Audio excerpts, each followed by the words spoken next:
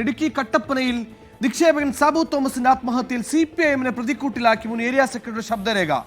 നിക്ഷേപത്തുക തിരികെ ചോദിച്ച സാബുവിനോട് തനിക്ക് അടികിട്ടേണ്ട സമയം കഴിഞ്ഞെന്നാണ് മുൻ ഏരിയ സെക്രട്ടറി VR സജിയുടെ ഭീഷണി. കുറ്റക്കാർക്കെതിരെ ആത്മഹത്യാ പ്രേരണ കുറ്റം ചുമത്തണമെന്ന് സാബുവിന്റെ കുടുംബം ആവശ്യപ്പെട്ടു. സംഭവം അന്വേഷിക്കാൻ പ്രത്യേക സംഘത്തെ നിയോഗിച്ചിട്ടുണ്ട്.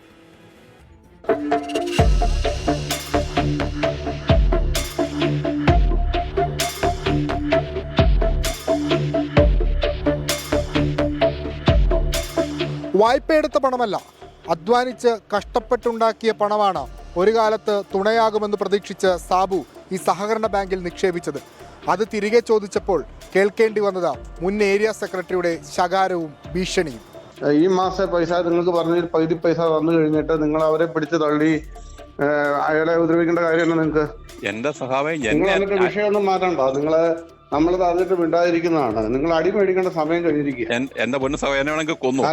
നിങ്ങൾക്ക് പണി അറിയത്തില്ല കേട്ടാ. നിങ്ങൾക്ക് പണി അറിയത്തില്ല കേട്ടാ. എനിക്ക് സത്യമായിട്ട് നിങ്ങളുടെ പണിയൊന്നും അറിയത്തില്ല. സത്യമായിട്ട് പണി മനസ്സിലാക്കി തരാം. കഴിഞ്ഞ ദിവസം സാബു ബാങ്കിലെത്തി 2 ലക്ഷം രൂപ ആവശ്യപ്പെട്ടപ്പോൾ ജീവനക്കാർ മോശമായി പെരുമാറിയെന്ന പരാതി പറയാൻ വിളിച്ചപ്പോഴാണ് മുൻ ബാങ്ക് പ്രസിഡന്റ് കൂടിയായിരുന്ന VR സജിയുടെ ഈ ഭീഷണി.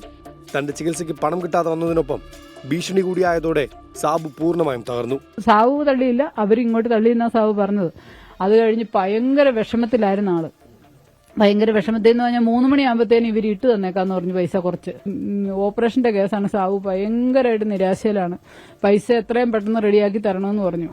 അത് കഴിഞ്ഞ് സാബു പിന്നെ 3 മണിയായപ്പോഴത്തേനും വിളിച്ചു. 3 മണിയായപ്പോൾ വിളിച്ചപ്പോഴത്തേനും വേറൊരാളെ ഫോൺ എടുത്തത്. ആ പുള്ളി സാബുവിനോട് പറഞ്ഞു ഇപ്പം ഞാൻ ഒരാളുടെ കൊടുക്കാന്ന് പറഞ്ഞു. അതായത് VR സജിയുടെയിലാണ് കൊടുത്തത്. അപ്പോഴാണ് ഭീഷണി സന്ദേശം വന്നത്. കേസന്വേഷണത്തിൽ സഹകരിക്കുമെന്ന് CPIM പറയുന്നുണ്ടെങ്കിലും ഭീഷണിപ്പെടുത്തിയ നേതാവിനെ സംരക്ഷിക്കുന്ന നിലപാടാണ് പാർട്ടിക്ക്. കുറ്റക്കാർക്കെതിരെ ആത്മഹത്യാ പ്രേരണ കുറ്റം ചുമത്തണമെന്നാണ് കുടുംബത്തിന്റെ ആവശ്യം. കട്ടപ്പനയിലേത് ഒറ്റപ്പെട്ട സംഭവമല്ലെന്ന് പ്രതിപക്ഷ നേതാവ് VD സതീശൻ കുറ്റപ്പെടുത്തി. കട്ടപ്പനയിലെ ഒരു ഒറ്റപ്പെട്ട സംഭവമല്ല, അത് ആവർത്തിക്കപ്പെടുകയാണ്. സംസ്ഥാനത്തുടനീളം അപകടകരമായ നിലയിലേക്ക് കേരളത്തിലെ സഹകരണ രംഗം മാറുകയാണ്. ഈ സഹകരണ മേഖലയിൽ ഐക്യം വേണമെന്ന് പ്രതിപക്ഷത്തോട് ആവശ്യപ്പെടുകയും അതേ സമയത്ത് കേരളത്തിന്റെ വിവിധ ജില്ലകളിൽ പോലീസിനെ ഉപയോഗിച്ച് ഗുണ്ടകളെ ഉപയോഗിച്ച് ഈ സഹകരണ സ്ഥാപനങ്ങൾ പിടിച്ചെടുക്കുകയാണ്. പോലീസ് വീട്ടിലെത്തി സാബുവിന്റെ ഭാര്യ മേരിക്കുട്ടിയുടെ മൊഴി രേഖപ്പെടുത്തി. ബാങ്ക് ഭരണസമിതി അംഗങ്ങളുടെയും ജീവനക്കാരുടെയും മൊഴി പോലീസ് രേഖപ്പെടുത്തും. ഇതിനെ ബേസ് ചെയ്തുകൊണ്ട് കൂടുതൽ അന്വേഷണം നടത്തി ഇവർ പറയുന്ന ബാങ്കിൽ ഇട്ടിരുന്ന പണവും മറ്റ് സാമ്പത്തിക ഇടപാടുകളെല്ലാം അന്വേഷണം നടത്തിയതിനു ശേഷം CCTV ദൃശ്യങ്ങളും എല്ലാം ശേഖരിച്ചതിന് ശേഷം കൃത്യമായ നടപടികൾ എടുക്കും. ആവശ്യമാണ്. സാബുവിന്റെ ആത്മഹത്യാക്കുറിപ്പിൽ പേരുള്ള എല്ലാവരെയും ചോദ്യം ചെയ്യണം. അവർക്കെതിരെ നടപടിയും സ്വീകരിക്കണം. അതിനെല്ലാം അപ്പുറത്ത് ഇനിയും ഇത്തരത്തിൽ സാബുമാർ ഉണ്ടാകാതിരിക്കണം. കട്ടപ്പനയിൽ നിന്ന് ടീം 24.